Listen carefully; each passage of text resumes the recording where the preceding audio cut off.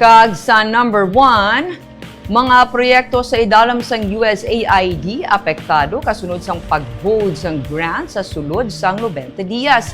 US Ambassador to the Philippines ang nagbisita sa Bacolod kag probinsya sa Negros Occidental kag isa sa gintalakay ang mga grants sa Estados Unidos sa Pilipinas.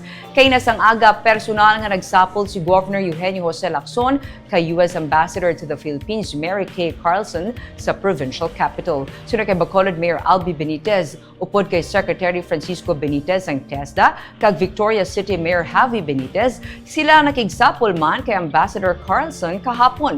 Dala sang transition sa US administration, ginhold sa sulod sa 90 dias ang tanan nga grants ng USAID kag sang Estados Unidos sa pungsod.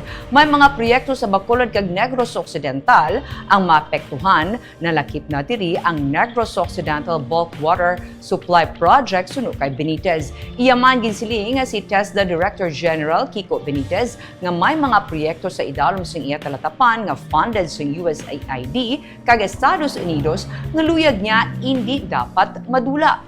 Suno kay Benitez, sila ang magapahibalo paagi sa pagsulat sa embahada kag magapahibalo sa importansya sa mga proyekto nga maapektuhan kag sang epekto sini kung mag-untat. Ginsiling naman ni Provincial Administrator Fernando Diaz nga probinsya ang ginassure ni Ambassador Carlson nga ang pungsod nagapabilin nga importante nga partner sa Estados Unidos kag hindi magkahadlok sa suspension sang assistance bangod ini ang mag-aabot.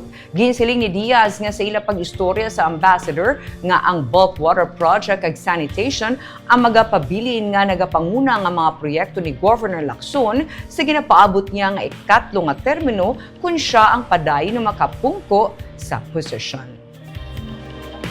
We are thinking of formalizing those importance of assistance. May specific The mga grants begin tanan eh. Remember, the Trump administration has mentioned that they would like to prioritize America first. No? So, sa lingganin niya, 46% of Americans are not aware of the importance of the United States in the global community.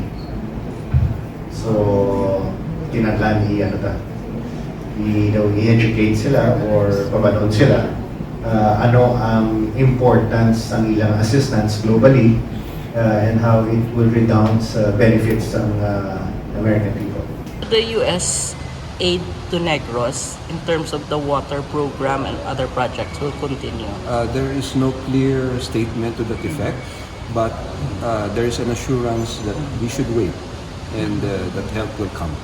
Okay. Pero hindi lang muna sir, di ba, ang mga projects in Negros Not under only the that, yes. Damo I said that there were small pockets of projects that are being done by USAID and even US companies in the in Negros Occidental.